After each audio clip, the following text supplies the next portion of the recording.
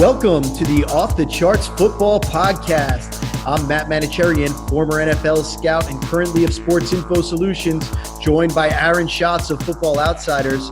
Aaron, I know you've been coming out with the Football Outsiders Almanac for years and years, and I have been reading it avidly since long before I ever knew you in person. But I got to tell you, we have been promoting the SIS Football Rookie Handbook, and I have been doing the whole radio circuit. And I got to ask you how you do it because I'm exhausted. I'm losing my voice. This is really tough stuff here. This is, I thought I was a tough football guy, but geez. Radio is my first love, so I could do radio all day long. But you do get used to saying the same things over and over again. Eventually, you kind of come up with some money lines, ways to say it that are either, certainly, biting in a certain way or funny in a certain way, and then you just repeat those lines on every interview you do. I think my problem is that I went through the first ones, had my raw phase, and then I got better at it. And then I found some of those money lines.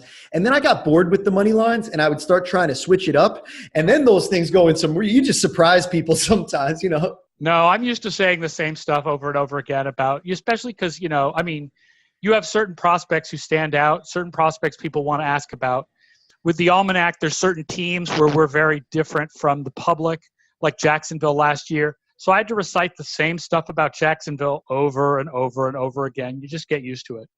All right. Well, now we can just be a couple of mentions here talking about what we want to talk about. This week we had something a little bit different planned. We wanted to go around and talk about 4 specific NFL teams. And why don't you tell everybody how we picked out these 4 teams that we're going to talk about today? So the Football Outsiders Reader Awards that we do every year, one of the categories we have is, some of the categories are not actually awards.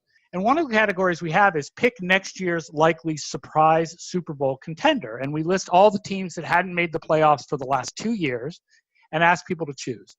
So what we're going to do today is look at the top 4 teams in the Football Outsiders Reader Awards in next year's likely surprise Super Bowl contender and look at what holes they have and what they would have to do this offseason to actually be next year's surprise Super Bowl contender. And those 4 teams are Cleveland, San Francisco, Denver, and Tampa Bay. Although I will say Cleveland got about half the votes and San Francisco about 25%. So those 2 teams were far ahead of Denver and Tampa Bay in the number of votes they received. But those are the 4 teams that people thought were next year's likely surprise Super Bowl contenders. So let's run down what those teams need to do with the draft and free agency, starting with, I think, everybody's hot playoff pick for next year, which is the Cleveland Browns. Yeah, and I think looking at the Cleveland Browns, look no further than the DVOA rankings over at your Football Outsiders, and they, I noticed, were all the way up at 12th in terms of weighted DVOA. So that's taking more into account the games that they played towards the end of the season, right? Right. Now, here's the thing. Normally, a weighted DVOA does not carry over to the following season more than full season DVOA. Being hot at the end of a season does not translate to being better the following season. But there's an asterisk there, which is, I think there's a reasonable reason to believe that if you have a first-year quarterback and that first-year quarterback improves significantly in the second half of the year, that perhaps that improvement would carry over more than if some random veteran improves in the second half of the year. Now, I have not done that research yet. It will absolutely be done in time for Football Outsiders Almanac 2019 and is sure to appear in either the Cleveland Browns or New York Jets chapter of this year's book, because Sam Darnold also improved significantly in the second half of the year.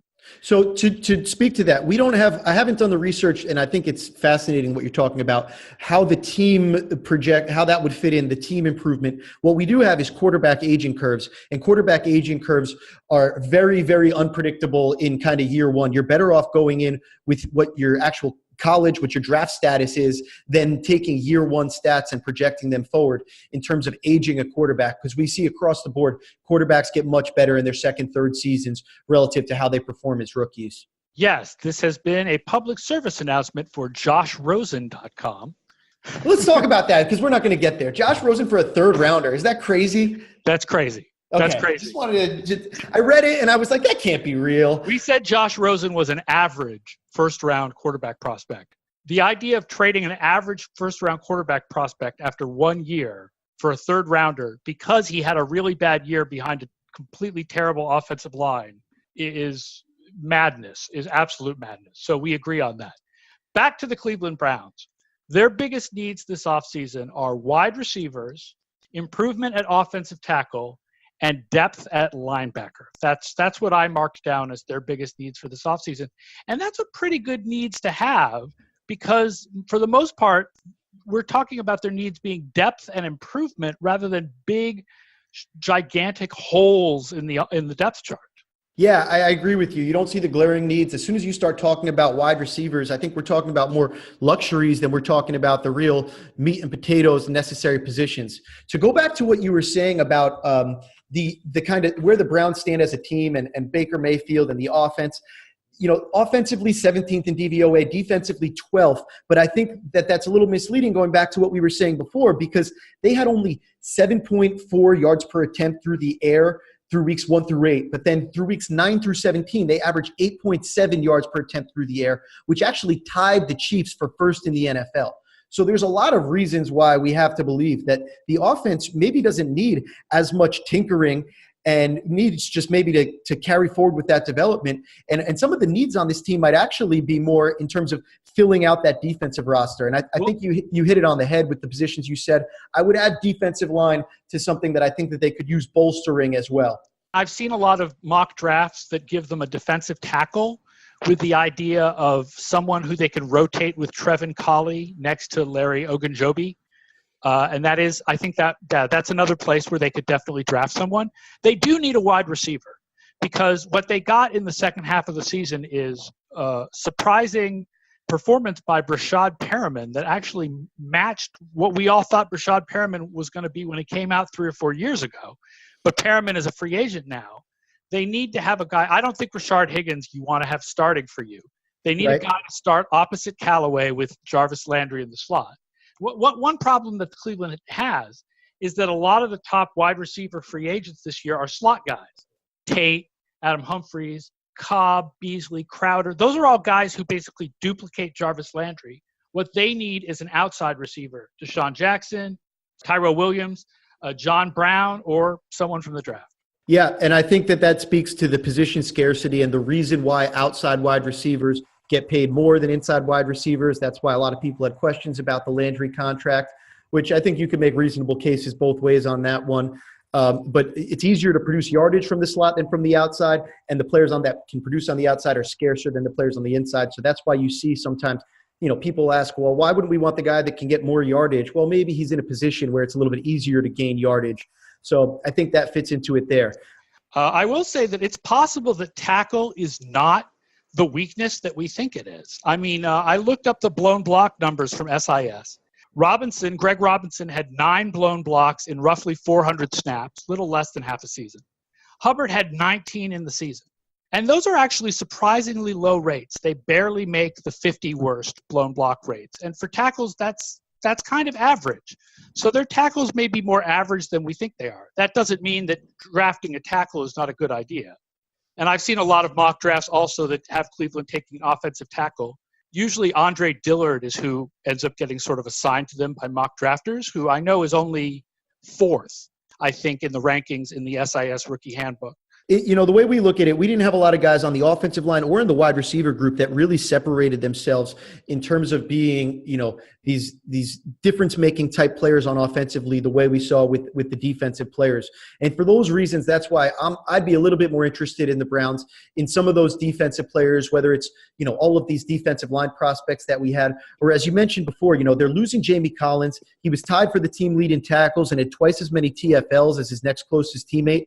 And on the run defensive side, to me, they did allow 4.7 yards per attempt last year. I think that might have been a little bit more of a weakness than their pass D. Again, not a ton of pressures, only 27th in pressure rate.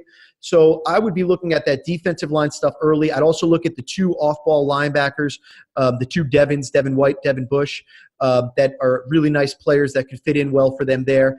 And then after that, I think you can find second round, third round. I think you can find guys that can start for you on the offensive line in these areas. Again, not the highest end lockdown left tackle prospects like you might be seeing in some years, but all of these guys, there's about 10 prospects really that I think could become starting level offensive linemen in this league that you can find on day two. You could definitely get guys in the second and third round at that position. Yeah. So this is, we should say just in general, everybody basically considers this a much better draft for defensive talent than offensive talent. There's going to be more defenders in the first round than offensive players. Yeah, and I think specifically in the top 10, we could see mostly defensive line prospects go. And that actually brings us to the second team on our list of likely surprise Super Bowl contenders, which is the San Francisco 49ers, who have the number 2 overall pick and are going to take a pass rusher. They are either going to take Nick Bosa, or if Bosa goes number 1, they're going to take Josh Allen. I think that's what everybody basically is expecting from San Francisco. And I think those are reasonable things to expect. I think everybody was looking at Bosa as kind of the number 1 coming in, for several months now.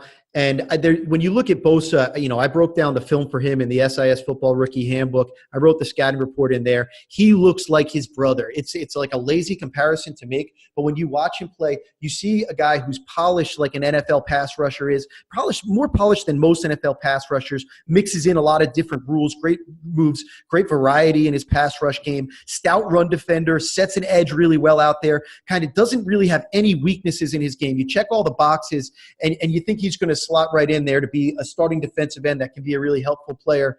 I think they could go in that direction. I think that's probably the safest direction to go in. The guy that gets me really excited is more of an interior player. That's Quinnen Williams out of Alabama. He's our top guy in the book with that 7.4 overall grade, high-end Pro Bowl talent. We think, we saw at the combine at 4.8, 40-yard dash at 300 pounds. The guy obviously has ridiculous athleticism.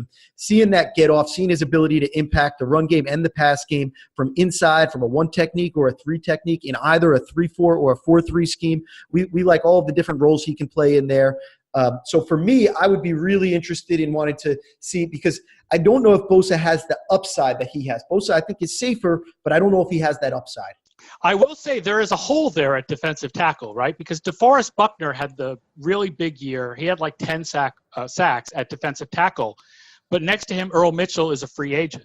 So they absolutely could go and sort of be the junior Rams, right? Sort of be the hardcore pass rushing defensive tackles, awesomeness up the middle. It's interesting. San Francisco, 17th in adjusted sack rate and 18th in pressure rate last year. So they actually brought pressure, but it was a lot up the middle. The starting defensive ends, Solomon Thomas had just 1 sack and Arik Armstead 3. Now you can say if you throw 2 awesome defensive tackles in the middle of that defense, maybe the defensive ends now get a lot more opportunity. I feel like it's more likely to be Bosa or Allen, but you're right. They could totally go Williams, and that would be a fabulous pick too. The other thing that they need is secondary. They were dead last in the league in DVOA on throws to the offense's left, which is the side of the field that is opposite of Richard Sherman. And they could definitely improve over Akila Witherspoon or Quan Williams, who are their other 2 starting outside and slot cornerback. Yeah, we had 3 corners kind of all up there at the top of our draft. My favorite guys were out of the SEC. We saw Greedy Williams run really well. We also really liked DeAndre Baker. He allowed just, I think, 36 receptions in the last 3 seasons, so that's about 1 per game. So showing you what he's done in the SEC. And then the kid out of Washington, also really more of the Richard Sherman type corner, a little bit more of that length type style to his game. Watch out for him too. He could be an interesting fit there.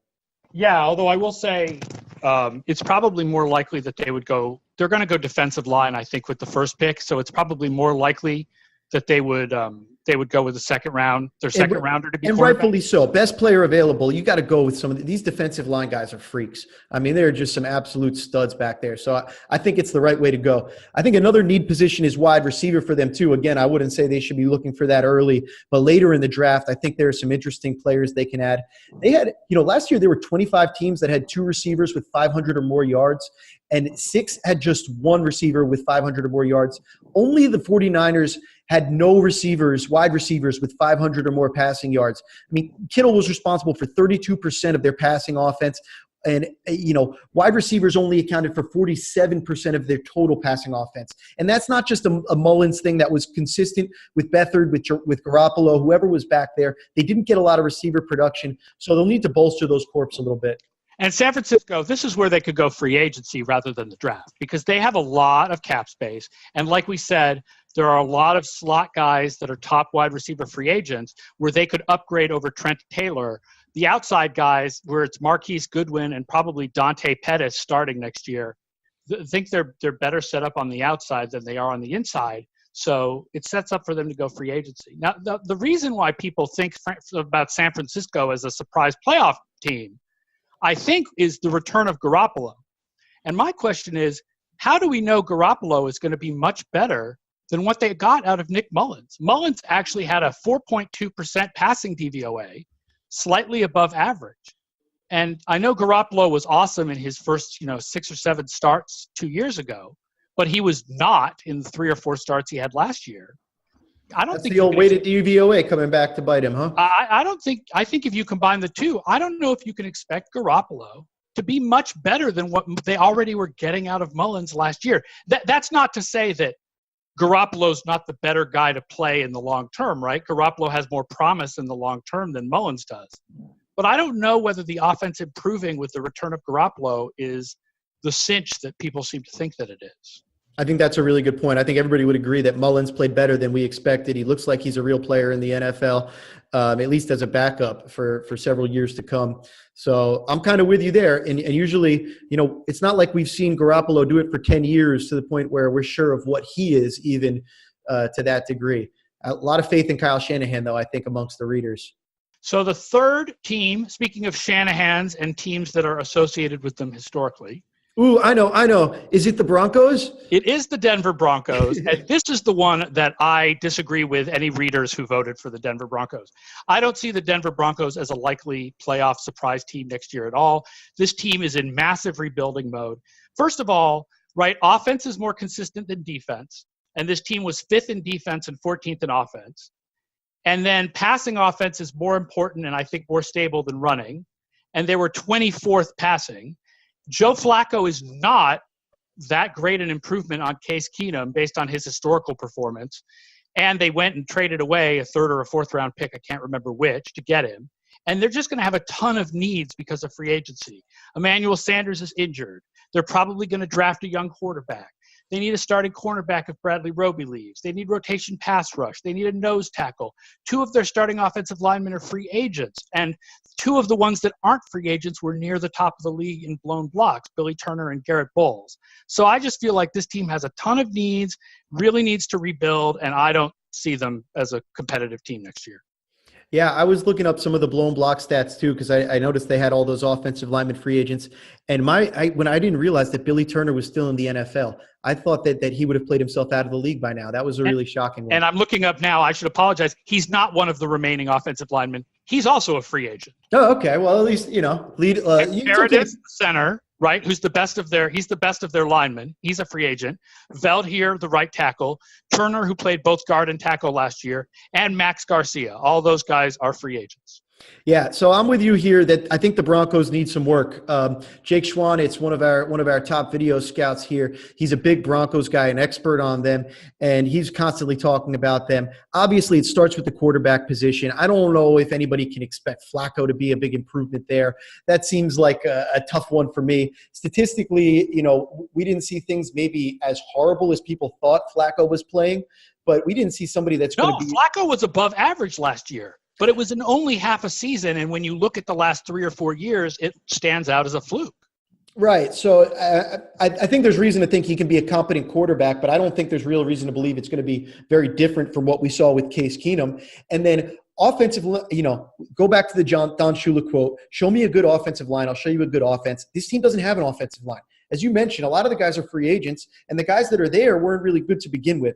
And Run so blocking, they're good run blocking, but again, free agents. And again, passing is more consistent and more important than if running. you don't have a quarterback and you can't pass block in terms of an offensive line, I don't think you really have an offensive line. I don't think this team really has an offense right now until they can get that figured out.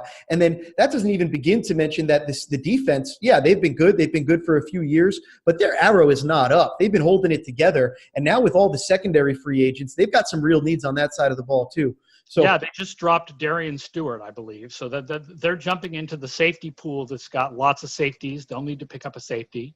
yeah, it'll be interesting. I'm curious to see how the Bradley Roby situation plays out, but even more so curious about how they're going to build things on offense, because right now I do think that the cupboard's pretty bare. Yeah. So Denver, possible surprise Super Bowl contender, but you and I agree, not really that possible. I feel like the readers didn't know that they were going in the Flacco direction before they made that choice. That's true. We did the voting before the Flacco trade. That is absolutely true. So now we'll give them a pass, and then of course a year from now we'll find out we were all wrong. They went 16-0, and or at least 9-7. Yeah. I think a more likely team is the next one, which is Tampa Bay. Tampa Bay is the fourth of our teams that got a good number of votes for most likely surprise Super Bowl contender. And it is cool to bring Bruce Arians aboard to run that offense. I mean, as head coach, but mostly to run the offense. And the problem that they mostly have is that the defense needs to improve. And of course, defense being less consistent than offense suggests that there should be some improvement, but they've been dead last in defense now for 2 straight years. Yeah, they've been really bad on defense. They haven't really shown much of a plan on defense. Bringing Arians in, of course, he's more of an offensive guy, and they're focused on kind of straightening out the things with the offense. But I think one thing that he's going to do also is try to bring some semblance of balance back. Obviously, I agree with the Mike Leach. Balance is not 50% run, 50% pass. However, this is a team that just threw the ball willy-nilly, really didn't establish anything in a running game, and that ends up putting your defense in a lot of tough spots too. There's certainly something to be said for the complementary nature of football, but we've got to think highly about Arians. If Winston's going to succeed, this is going to be it, and I think we have reason to believe that could be a good marriage there. In terms of the other things, though, they need help, again, offensive line, and they need help on defense. I think the secondary and the pass rush is where where you want to start before you even really start thinking about shoring up the run game. But they need talent. They need players in there on the defensive line. And with the exception of Ali Marpet, they need an offensive line upgrade as well. Yeah, we know that pressure rate is more consistent and predictive from year to year than sacks. And Tampa Bay were the champions last year of generating sacks out of thin air. They were 8th in adjusted sack rate, but 31st in pressure rate. So the likelihood is that pass rush is not as good as their sack totals would seem to suggest, which means, yeah, they need to add some more pass rush for next year. It's not as good as we think it is. Now, I mean, they're going to also be producing sacks out of thin air next year because it's a Todd Bowles defense now, which means there will be blitzing. There will be lots of blitzing. But improvement at, I think, the defensive end spot was Noah Spence and Carl Nassib last year, the spot opposite Jason Pierre-Paul. That would be a nice place for them to improve this year. And then the secondary, Chris Conte is not good and also a free agent, and they're not going to bring back Brent Grimes. And they might be able to expect some improvement from Carlton Davis, who was a second-round pick in 2018, because normally, young cornerbacks struggle as rookies. They get better as time goes on, but they could definitely use a lot of help in the secondary. Yeah, a lot of work to be done on the defensive side there. If there's a formula to get it done that the readers are seeing here, it's that they're already an explosive team passing the ball. If they can straighten things out, protect the ball a little bit better on offense, and force teams to keep up with them. So play from ahead, force teams to keep up from them. Then maybe you don't need to focus so much on the run defense right away. You focus on creating turnovers from the pass defense and from the pass rush. And that's sort of the complementary formula that they can go in with, as opposed to really trying to slug it out with other teams. I think they can look to score, and they can look to stop teams from being able to score on them. And that's where we think the league is going anyway. Here's the interesting thing about them scoring with Bruce Arians and Jameis Winston, because you think this is a good marriage because Jameis Winston throwing deep and then Bruce Arians likes to throw deep. But here's a surprise. There's a guy by the name of John Kinsley who does what he calls the Deep Ball Project, where he specifically charts passes of 20 or more yards by NFL quarterbacks. We ran a guest column from him last year with the results of his project, and we're going to do it again this year. But I've seen the early results. The least accurate deep quarterback in the league by his charting last year was Jameis Winston. It was a drop from past years, so it could be a one-year fluke. But if he's not accurate deep, having him in the Bruce Arians offense is going to be a lot more problematic than we think it is. Okay, well, I've got to pull this up on the Data Hub right now to see what we had to say about that at Sports Info Solutions in terms of those statistics. So I'm pulling it up right now, and I'm scrolling down. So Jameis Winston on passes more than 20 or more yards downfield last year. We have him with 40 attempts, 12 for 40, just 16 on-target throws in that mix. So less than 50% being the on-target rate there. In terms of the rate stats right there, trying to just pull it up. Let's look at guys that had at least 25 of those. I came out of nowhere on you. Oh, no, but I love it. And let's see. In terms of on-target percentage, we have Tannehill just 0.6% lower by our numbers. But Jameis Winston, yes, we have him as the second lowest quarterback. Just 30% completions, 40% on target in those situations. A few touchdowns, a few interceptions. The rating just 66.6 there. We see him at the bottom of the league in that category. Here's an interesting. How about the bottom 10? Bottom 10 quarterbacks in on-target percentage on throws more than 20 yards downfield. Tannehill, Winston, Prescott, Alex Smith, Joe Flacco, Matt Stafford, Dalton, Roethlisberger, Rosen, and Trubisky. So a who's who of quarterbacks that leave something to be desired in their skill sets. Or used to have skill sets that have sort of dropped off in the case of Roethlisberger. Yeah, I think if I had to bet on any of these guys to improve, though, in the next year, I would bet on Jameis Winston. Maybe this is a low sample size occurrence for him. I would probably bet on Josh Rosen because he's going to have more experience and a better offensive line. Wherever he is, he'll have a better Wherever he happens to be playing, which may not be in Arizona. Is it Miami? Is it Washington? What do we think? Oh, I don't know. It's because if you're only going for a third, any team, it could be something like New England or New Orleans. Right. Bridgewater went for a third on the last year of his contract in the preseason this year, and that's what they're talking about Rosen being available for. It's crazy for me. A second even seems low. Like a low first seems like a better bet. The second seems a little low, but that I can see that, like a high second or something. Third rounder for a quarterback where you don't even have to pay the bonus. You just get a quarterback really cheap for 3 or 4 years because he's going to have a 5th-year option. And a chance to develop a guy who, sucked his first year, but lots of guys suck their first year. You know, what we found is you rarely get a quarterback who sucks for 2 straight years, for his first 2 years, and then improve. But there's plenty of guys who sucked their first year and then improved in their second year. You don't even have to improve as much as Jared Goff did to develop a career. So, I mean, writing off a quarterback after 1 year, that's hard to do. Right, and you can't sign a free agent on a 1-year contract for the amount that he's going to get paid in his next 3 years. So, I'd be interested if I'm the Dolphins just have such a vacuum at quarterback. I'd be interested in kicking the tires there. You could still tank for Tua if it doesn't work out, but I don't think that's a reason to throw away your chance at maybe getting a solid player this year. We always say the second-round picks are more valuable. Here's another example where if you're the Patriots and you have one of those extra picks laying around. It feels like they can land Rosen, and it feels like that would be a horrible thing for the rest of the NFL. Or Washington. They cannot be serious about Colt McCoy as their starting quarterback this year. I just can't believe that that's a serious thing. You're calling their bluff? I'm calling their bluff. Josh Rosen as a developmental quarterback in Washington, I think that would be a really great move for them. All right, Aaron, I told you I wanted to keep it short today because I'm losing my voice, and I appreciate us rolling through. Anybody else that you wanted to discuss right now before we keep it moving? Those are our 4 surprise Super Bowl contenders, not counting whoever picks up Josh Rosen, who we both think has space for improvement.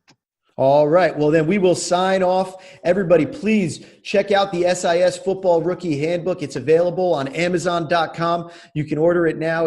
Makes you the GM. You can see all the scouting reports and the analytics on all these top prospects. It's like nothing we've ever seen before. And then, of course, as always, you can follow us on Twitter at sportsinfo_FSIS at FO_A Schatz. Did I get that right? That's correct. ASCHATZ.